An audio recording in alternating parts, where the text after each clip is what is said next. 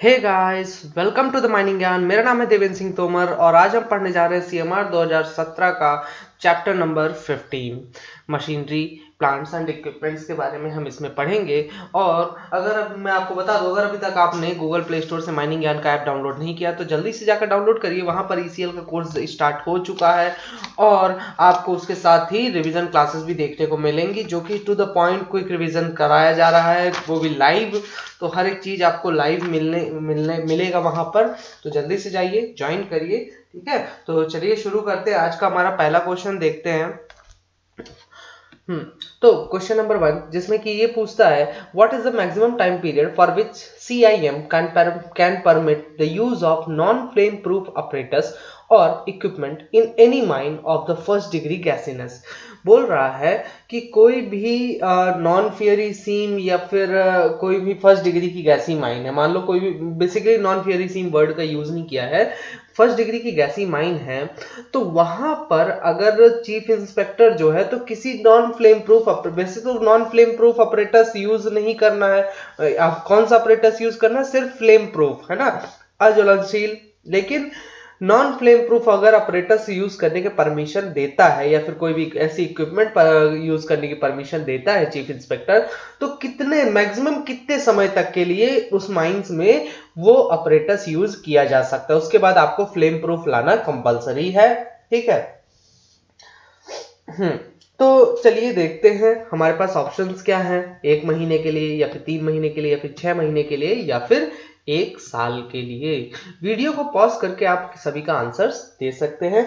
ये आपको कहाँ मिलेगा इसका आंसर? रेगुलेशन नंबर 208 के सब रेगुलेशन नंबर 2 के सेकंड पैराग्राफ जो है, मतलब थर्ड सब रेगुलेशन के जस्ट ऊपर ये आपको वहां पर मिल जाएगा। ठीक है, तो इसका करेक्ट आंसर होगा ऑप्शन नंबर डी, 1 ईयर। ठीक है, 1 साल के लिए मैक्सिमम आप फर्स्ट डिग्री गैसिंग माइन में यूज कर सकते हैं। चलिए आगे देखते हैं। अगला क्वेश्चन है क्वेश्चन नंबर 2, जिसमें कि पूछता है before commissioning the air receiver of a compressing plant it shall be subjected to what type of test.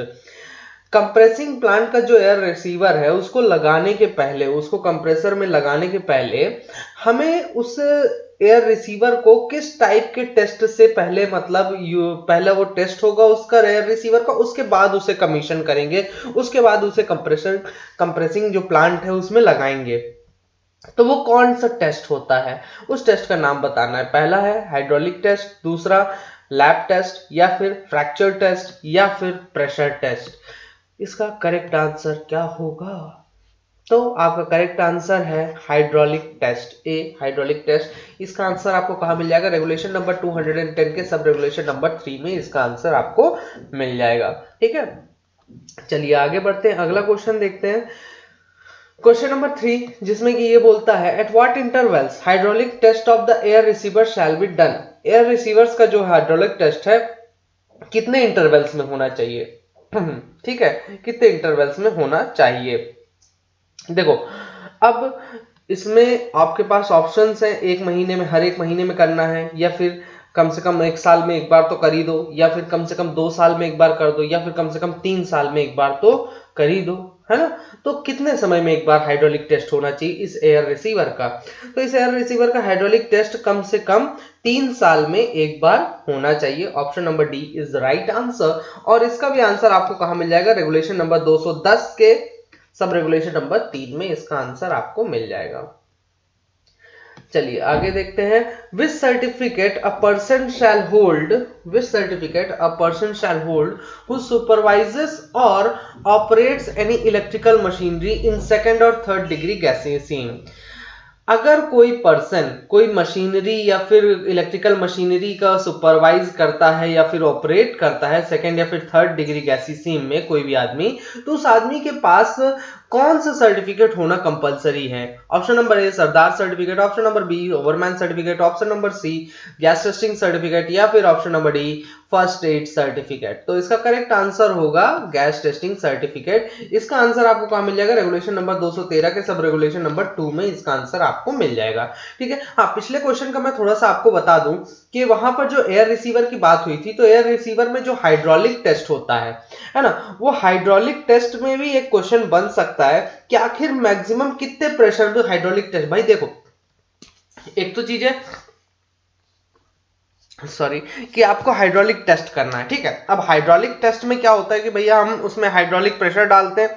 अब वो हाइड्रोलिक प्रेशर है तो आखिर कितना डालेंगे, तो जितना भी आपका परमिसिबल वर्किंग प्रेशर है, मतलब कि आपका जो कंप्रेसर है वो जिस प्रेशर पे काम करेगा, है ना, जिस प्रेशर पे बोला गया कि भैया इतने से ज्यादा प्रेशर पे ये काम नहीं करवाना है इसको, आपको जो मैनेजर या फिर जो भी बताएगा वो चीज आपका मतलब फिक्स करेगा, उस प्रेशर से ज्यादा, है ना, आपको भैया देखना है कि मेरा एयर रिसीवर उससे ज्यादा प्रेशर झेल पाएगा कि नहीं, तो उस प्रेशर से 1.5 टाइम्स ज्यादा परमिसिबल प्रेशर से, मैक्सिमम परमिसिबल प्रेशर से 1.5 टाइम्स ज्यादा प्रेशर अप्लाई करके हम क्या करेंगे, हाइड्रोलिक टेस्ट करेंगे, ठीक है। तो इससे हमें पता चलेगा कि वो झेल पाएगा इतना प्रेशर कि नहीं, मतलब थोड़ा एक्स्ट्रा प्रेशर लगा के देख रहे हैं हम, ठीक है। तो ये चीज आप याद रख सकते हैं। चलिए आगे बढ़ते हैं, अगला क्वेश्चन देखते हैं, क्वेश्चन नंबर 5, जिसमें कि पूछता है in how many days a thorough inspection of all machinery and plant in use shell be done by a competent person. Machinery और प्लांट्स का किसी कॉम्पिटेंट पर्सन के द्वारा कितने दिन में एक बार जो है तो थॉरो इंस्पेक्शन होना चाहिए, मतलब पूरा डिटेल में इंस्पेक्शन होना चाहिए। तो इसके ऑप्शंस हैं, option number A 14 days, option number B 7 days, option number C 15 days and option number D 30 days, ठीक है। तो इसका करेक्ट आंसर होगा, क्वेश्चन नंबर 5 का करेक्ट आंसर है ऑप्शन नंबर बी 7 डेज। इसका करेक्ट आंसर आपको कहां से मिल जाएगा, आप टैली कर सकते हैं रेगुलेशन नंबर 213 के सब रेगुलेशन नंबर 5 से, वहां पर आपको इसका आंसर मिल जाएगा, ठीक है। चलिए अगला क्वेश्चन देखते हैं, क्वेश्चन नंबर 6, जिसमें कि ये पूछता है to control respirable dust cutting and loading machines should be equipped with. Respirable dust को कंट्रोल करने के लिए जो कटिंग और लोडिंग मशीन्स हैं उनमें क्या लगा होना चाहिए, किस चीज से उनको इक्विप करना है हमें, मतलब क्या लगा होना चाहिए उनमें, वाटर स्प्रे लगा होना चाहिए, या फिर डस्ट कलेक्टर्स लगे होने चाहिए, या फिर एयर स्क्रबर्स लगे होने चाहिए, या फिर सबके सब लगे होने चाहिए, ठीक है। इनमें से कुछ भी लग सकता है, तो बेसिकली आप इनमें से कुछ भी लगा सकते हैं। Option number D is the right answer, all of the above, है ना। इसके बारे में आपको वहां पर मिल जाएगा रेगुलेशन नंबर 214 के सब रेगुलेशन नंबर 4 में इसके बारे में आपको मिल जाएगा, ठीक है। चलिए आगे बढ़ते हैं, अगला क्वेश्चन देखते हैं, क्वेश्चन नंबर 7, जिसमें कि पूछता है which regulation prohibits lubrication of tail end drum of running belt conveyor. Running belt conveyor में जो मतलब चलते हुए बेल्ट कन्वेयर में जो टेल एंड ड्रम है उसका लुब्रिकेशन चलते हुए बेल्ट कन्वेयर बेल्ट में नहीं करना है, ये कौन सा रेगुलेशन करने से रोकता है, ठीक है। तो आपको उस रेगुलेशन का नंबर बताना है, तो रेगुलेशन नंबर 208 में इसके बारे में दिया है, या फिर रेगुलेशन नंबर 211 में दिया है, या फिर रेगुलेशन नंबर 213 में दिया है, या फिर रेगुलेशन नंबर 214 में दिया है, ठीक है। तो इनमें से आपको बताना है कौन से रेगुलेशन में ये चीज दी हुई है, ठीक है। तो इसका करेक्ट आंसर होगा regulation number 211, that is option number B is the right answer, ठीक है। आपको ये मिल जाएगा 211 रेगुलेशन में, सब रेगुलेशन नंबर आपका हो जाएगा 4, सब रेगुलेशन नंबर 4 में इसके बारे में आपको मिल जाएगा, ठीक है। चलिए आगे बढ़ते हैं, अगला क्वेश्चन देखते हैं, क्वेश्चन नंबर 8, जिसमें कि ये पूछता है what is the maximum permissible limit of noise level of a HEMM and above that PPE shell be provided.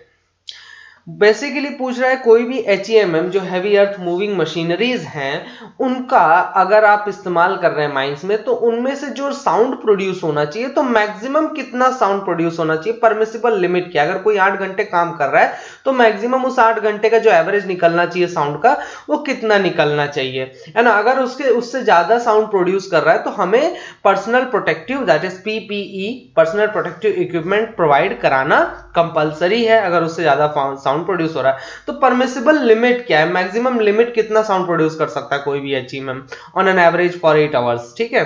तो 80 डेसिबल या फिर 83 डेसिबल या फिर 85 डेसिबल या फिर 90, 80 decibel, 83 decibel, 85 decibel and 90 decibel कितना प्रोड्यूस कर सकता है, ठीक है। तो इसका करेक्ट आंसर होगा option number C 85 decibel. 85 decibel is the permissible limit of an HEMM। ठीक है, तो ये आप याद रख सकते हैं, आपको रेगुलेशन में नहीं दिया हुआ है, सर्कुलर में दिया है। ठीक है, अगला क्वेश्चन है क्वेश्चन नंबर 9, जिसमें कि बोलता है in how many days brakes shall be tested at least once. देखिए ब्रेक्स जो हैं, डंपर्स वगैरह के जो मशीनरी के ब्रेक्स हैं, उनको कुछ हर कुछ समय में टेस्ट होना चाहिए भैया, रिपेयर होना चाहिए, टेस्ट होना चाहिए, उनकी पेयरिंग होना चाहिए कि हाँ ब्रेक्स एक साथ काम कर रहे हैं सारे टायर्स में कि नहीं कर रहे हैं। तो ये सारी टेस्टिंग्स की जाती हैं, तो कितने दिन में एक बार होनी चाहिए कम से कम। ठीक है, ऑप्शन नंबर ए 7 दिन में, ऑप्शन नंबर बी 14 डेज में, ऑप्शन नंबर सी 15 डेज में, ऑप्शन नंबर डी 30 डेज में। ठीक है, तो इसका करेक्ट आंसर होगा ऑप्शन नंबर ए 7 डेज में एक बार होना चाहिए। चलिए आपके लिए यहां से एक क्वेश्चन फुदकता हुआ मेरी तरफ से आता है कि आखिर कितने टाइप के ब्रेक्स होते हैं, है ना। कमेंट सेक्शन में जरूर बताइए कितने टाइप के ब्रेक्स होते हैं टोटल, है ना। तो टोटल कितने ब्रेक्स होते हैं ये आपको बताना है। चलिए अगला देखते हैं क्वेश्चन नंबर 10, जिसमें कि ये बोलता है at what intervals of time refresher training shall be provided to the operators. कितने टाइम इंटरवल्स में जो ऑपरेटर्स हैं उनको रिफ्रेशर ट्रेनिंग प्रोवाइड कराई जानी चाहिए, है ना भाई। यार कुछ समय में आपने भी माइंड्स में देखा होगा, हर बंदे को कुछ समय के बाद क्या प्रोवाइड कराया जाता है, रिफ्रेशर ट्रेनिंग प्रोवाइड कराया जाता है 5 साल में एक बार लगभग, है ना। तो ये जो रिफ्रेशर ट्रेनिंग है, अगर ऑपरेटर्स की बात करें तो उनको कितने समय में एक बार प्रोवाइड कराया जाना चाहिए, तो उनको 1 साल में या फिर 2 साल में या फिर 3 साल में या फिर 5 साल में एक बार।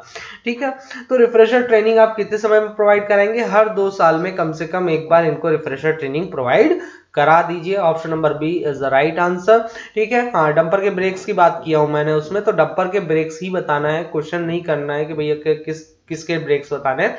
डंपर के ब्रेक्स कितने ब्रेक्स होते हैं, उनका टेस्टिंग कैसे होता है, क्या क्या नाम होता है उन ब्रेक्स का। ठीक है, ये सारी चीजें आपको वहां पर कमेंट सेक्शन में बतानी है, अगर आपको अच्छा लगे तो। हाँ, तो वीडियो अगर पसंद आए तो लाइक करें, शेयर करें और सब्सक्राइब करें, है ना। कमेंट सेक्शन में जरूर बताएं, और तब तक के लिए all the best and thank you so much.